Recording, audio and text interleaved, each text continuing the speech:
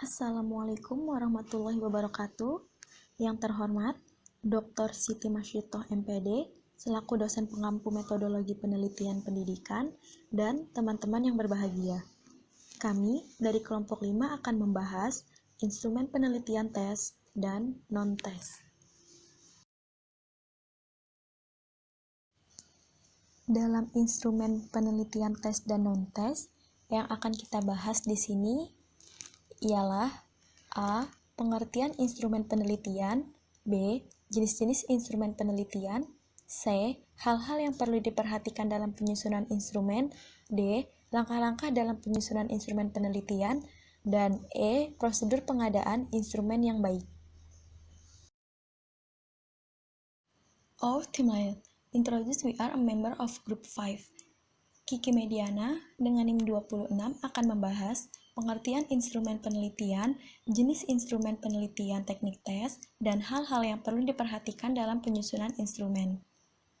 Sania Febrianti dengan NIM 32 akan membahas jenis instrumen penelitian teknik non-tes, yaitu observasi dan wawancara, serta langkah-langkah penyusunan instrumen. Uti Jahrotunisa dengan NIM 39 akan membahas jenis instrumen penelitian teknik non-tes, yaitu dokumentasi dan kuesioner, serta prosedur pengadaan instrumen yang baik.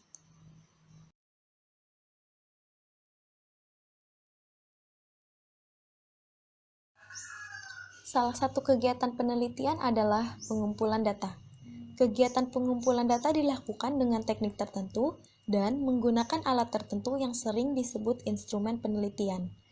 Data yang diperoleh dari proses tersebut kemudian dihimpun, ditata, dianalisis untuk menjadi informasi yang dapat menjelaskan suatu fenomena atau keterkaitan antara fenomena.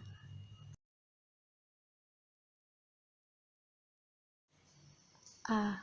Pengertian instrumen penelitian. Pengertian instrumen penelitian. Menurut Suharsimi Arikunto, tahun 2006, halaman 163, bahwa metode penelitian adalah cara yang digunakan oleh peneliti dalam mengumpulkan data penelitiannya.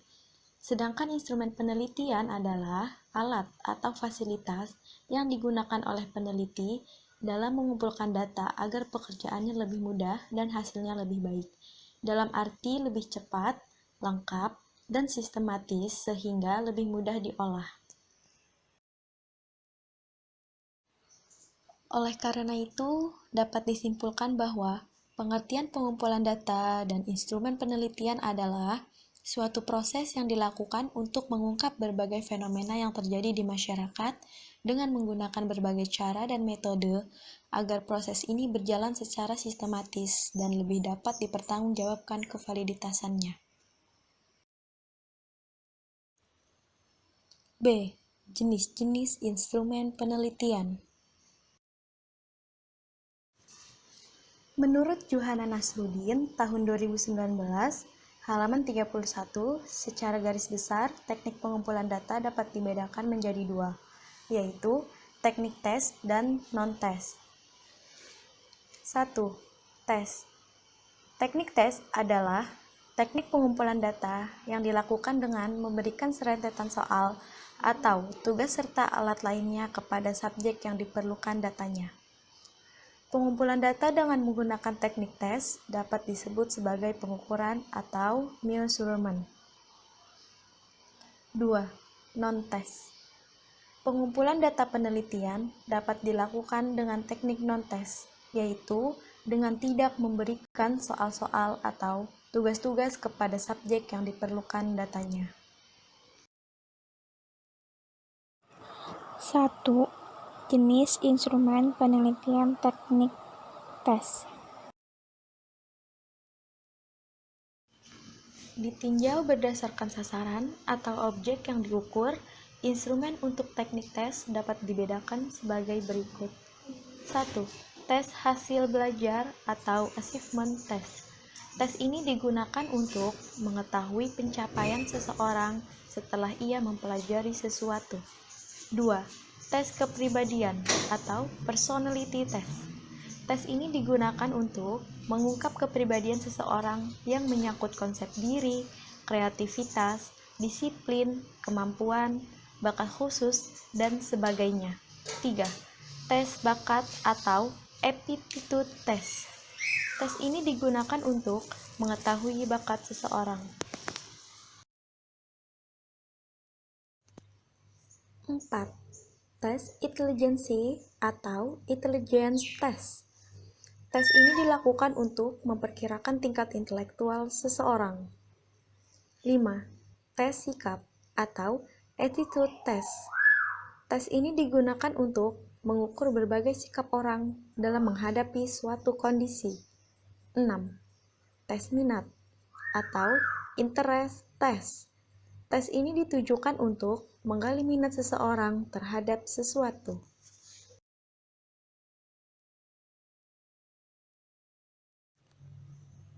Bentuk instrumen ini dapat dipergunakan salah satunya dalam mengevaluasi kemampuan hasil belajar siswa di sekolah dasar.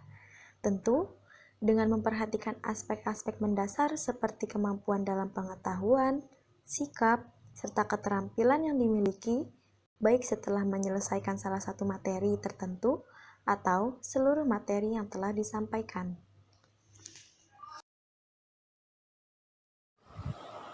2. Jenis instrumen penelitian teknik non-tes. Baik teman-teman, selanjutnya kita akan membahas tentang jenis instrumen penilaian teknik non-tes. Nah, dalam teknik non-tes, data dari subjek penelitian bisa dikumpulkan dengan cara yang pertama, observasi, yang kedua, dengan interview atau wawancara, yang ketiga bisa dengan dokumentasi, dan yang keempat bisa dengan kuesioner atau angket. A. Observasi. Baik teman-teman, dalam teknik non-tes yang pertama kita akan bahas adalah observasi. Observasi merupakan pengamatan langsung dengan menggunakan penglihatan, penciuman, pendengaran, perabaan, atau kalau perlu dengan pengecapan. Instrumen yang digunakan dalam observasi dapat berupa pedoman pengamatan, tes, kuesioner, rekaman gambar, dan rekaman suara. Instrumen observasi yang berupa pedoman pengamatan bisa digunakan dalam observasi sistemat, di mana si pelaku observasi bekerja sesuai dengan pedoman yang telah dibuat. Pedoman tersebut berisi daftar jenis kegiatan yang kemungkinan terjadi atau kegiatan yang akan diamati. Sebagai contoh, observasi yang dilakukan di sebuah sekolah, objek yang akan diamati ditulis dalam pedoman tersebut secara berurutan dalam sebuah kolom yang akan dicatat. Isi daftarnya adalah berbagai peristiwa yang mungkin terjadi di sekolah tersebut, seperti kepala sekolah memberi pengarahan kepada guru-guru, guru piket mengisi materi pada kelas yang pengajarnya berhalangan hadir, petugas administrasi mengisi buku induk siswa, penjaga sekolah memelihara peralatan kebersihan sekolah, murid-murid berseragam rapi, dan sebagainya. Masih membahas hal yang sama, yaitu observasi. Jadi, selain bentuk instrumen berupa pedoman pengamatan, terdapat juga instrumen observasi dalam bentuk tes yang digunakan untuk mengamati aspek kejiwaan. Kemudian, bentuk kuesioner yang diberikan kepada responden untuk mengamati aspek-aspek yang ingin diselidiki. Dan rekaman gambar serta rekaman suara yang digunakan sebagai penyimpan sumber data, di mana sumber data dapat diamati lebih lama, bahkan berulang-ulang sesuai kebutuhan. B. Interview atau wawancara.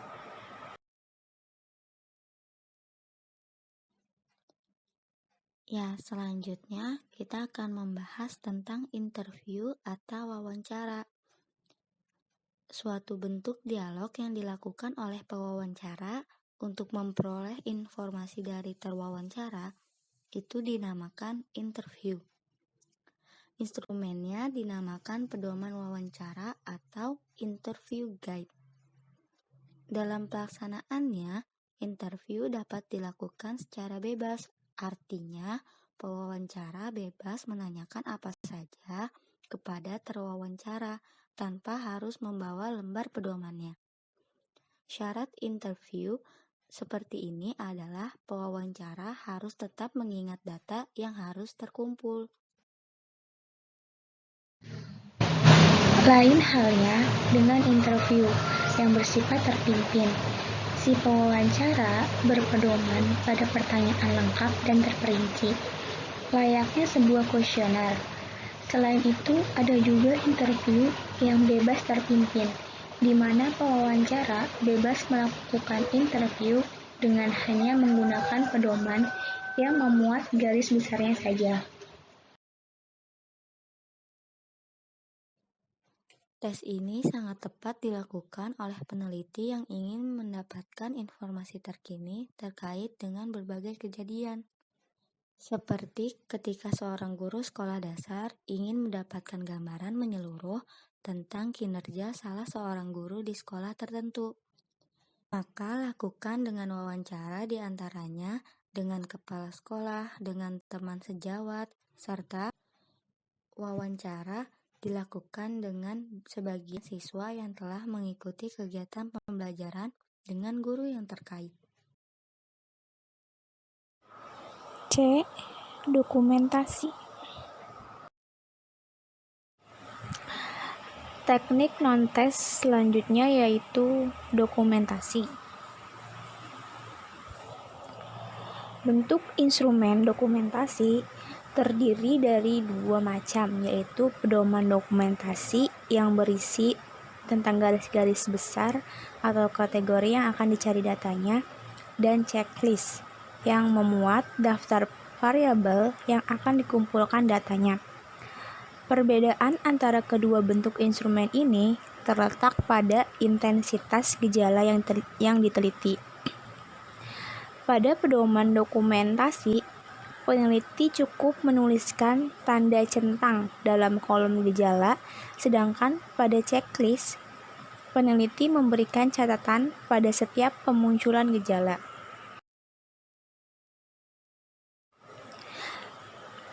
Instrumen dokumentasi dikembangkan untuk penelitian dengan menggunakan pendekatan analisis isi.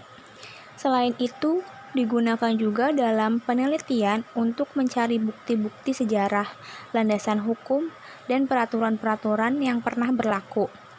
Subjek penelitiannya dapat berupa buku-buku, majalah, dokumen, peraturan-peraturan, notulen rapat, catatan harian, bahkan benda-benda bersejarah seperti prasasti dan artefak. Kuesioner atau angket. Angket atau kuesioner adalah metode pengumpulan data. Instrumennya disebut sesuai dengan nama metodenya. Bentuk lembaran angket dapat berupa sejumlah pertanyaan tertulis. Tujuannya untuk memperoleh informasi dari responden tentang apa yang ia alami dan ketahuinya. Bentuk kuesioner yang dibuat sebagai instrumen sangat beragam. Seperti yang pertama, kuesioner terbuka. Responden bebas menjawab dengan kalimatnya sendiri. Bentuknya sama dengan kuesioner isian. Yang kedua, kuesioner tertutup. Responden tinggal memilih jawaban yang telah disediakan. Bentuknya sama dengan kuesioner pilihan ganda. Yang ketiga, kuesioner langsung. Responden menjawab pertanyaan seputar dirinya. Yang keempat, kuesioner tidak langsung. Responden menjawab pertanyaan yang berhubungan dengan orang lain. Yang kelima, checklist, yaitu daftar isian yang bersifat tertutup. Responden tinggal membubuhkan tanda cek pada kolom jawaban yang tersedia. Dan yang terakhir, skala bertingkat. Jawaban responden dilengkapi dengan pernyataan bertingkat yang mencangkup rentang. Setelah bentuk kuesioner ditetapkan, langkah selanjutnya adalah membuat pertanyaan dengan mempertimbangkan jumlah pertanyaan agar tidak terlalu banyak atau terlalu sedikit. Yang penting disesuaikan dengan indikator yang ditetapkan. Dalam menata tampilan pada lembar kuesioner, perlu diperhatikan hal-hal yang berkaitan dengan keindahan, kemudahan mengisi, dan kemudahan memeriksa jawaban. Oleh karena itu, diperlukan kreativitas untuk membuat tampilan kuesioner menjadi enak dibaca, seperti penggunaan garis-garis dan kotak pada hal-hal yang dianggap penting, penggunaan warna-warna dan hiasan, serta meletakkan kelompok pertanyaan tentang identitas pengisi, pengantar, dan pertanyaan inti pada tempat yang berbeda. C. Hal-hal yang perlu diperhatikan dalam penyusunan instrumen.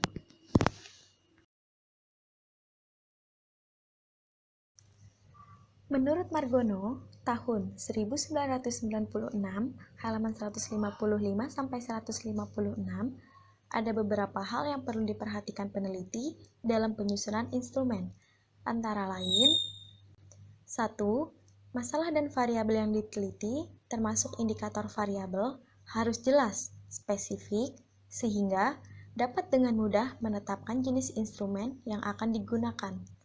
2.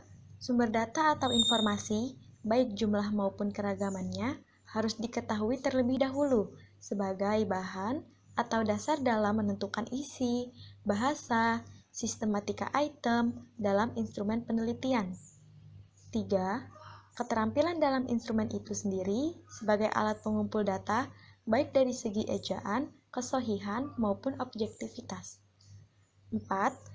Jenis data yang diharapkan dari penggunaan instrumen harus jelas, sehingga peneliti dapat memperkirakan cara analisis data guna pemecahan masalah penelitian.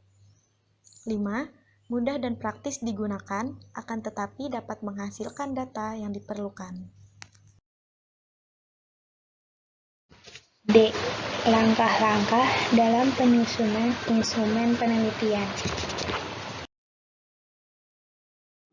Baik teman-teman, selanjutnya terdapat langkah-langkah dalam penyusunan instrumen penelitian. Dalam buku Mayang Sari Lubis 2018, halaman 24-25 ada beberapa langkah umum yang biasa ditempuh penyusunan instrumen, antara lain. 1. Analisa variabel penelitian, yakni mengkaji variabel menjadi sub-penelitian sejelas-jelasnya, sehingga indikator tersebut bisa diukur dan menghasilkan data yang diinginkan peneliti. Dalam membuat indikator variabel, peneliti dapat menggunakan teori atau konsep-konsep yang ada dalam pengetahuan ilmiah yang berkenaan dengan variabel tersebut, atau menggunakan fakta empiris berdasarkan pengamatan lapangan. Yang kedua, menetapkan jenis instrumen yang digunakan untuk mengukur variabel, subvariabel, dan indikator-indikator lainnya. Satu variabel mungkin bisa diukur oleh satu jenis instrumen, bisa pula lebih dari satu instrumen. Yang ketiga, setelah ditetapkan jenis instrumen, peneliti menyusun kisi-kisi atau layout instrumen. Kisi-kisi ini berisi lingkup materi pertanyaan, abilitas yang diukur, jenis pertanyaan, banyak pertanyaan, dan waktu yang dibutuhkan.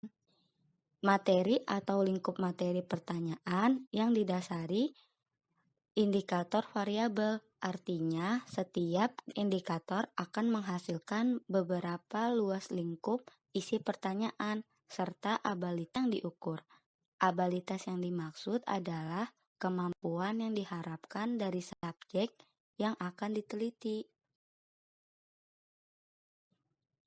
Yang keempat, berdasarkan kisi-kisi tersebut, lalu peneliti menyusun item atau pertanyaan sesuai dengan jenis instrumen dan jumlah yang telah ditetapkan pada kisi-kisi. Jumlah pertanyaan bisa dibuat lebih dari yang telah ditetapkan sebagai item cadangan. Setiap item yang dibuat peneliti harus sudah punya gambaran jawaban yang diharapkan. Artinya, prakira jawaban yang betul ataupun hal yang diinginkan harus dibuat oleh peneliti. Yang kelima, instrumen yang sudah dibuat sebaiknya diuji coba dan digunakan untuk revisi instrumen. Misalnya, membuang instrumen yang tidak perlu dan mengganti dengan instrumen yang baru atau perbaikan isi dan redaksi bahasanya. Prosedur pengadaan instrumen yang baik. Dalam buku Mayangsari Lubis, prosedur yang ditempuh dalam pengadaan instrumen yang baik adalah antara lain. Yang pertama, perencanaan.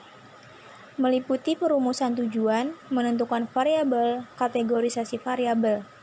Untuk tes, langkah ini meliputi perumusan tujuan dan pembuatan tabel spesifikasi. Yang kedua, penulisan butir soal atau item questionnaire, penyusunan skala, penyusunan pedoman wawancara. Yang ketiga, penyuntingan, yaitu melengkapi instrumen dengan pedoman mengerjakan surat pengantar, kunci jawaban, dan lain-lain yang diperlukan. Yang keempat, uji coba, baik dalam skala kecil maupun skala besar. Yang kelima, penganalisisan hasil. Analisis item, melihat pola jawaban peninjauan, saran-saran, dan sebagainya. Yang keenam, mengadakan revisi terhadap item-item yang dirasa kurang baik dan mendasar diri pada data yang diperoleh waktu uji coba.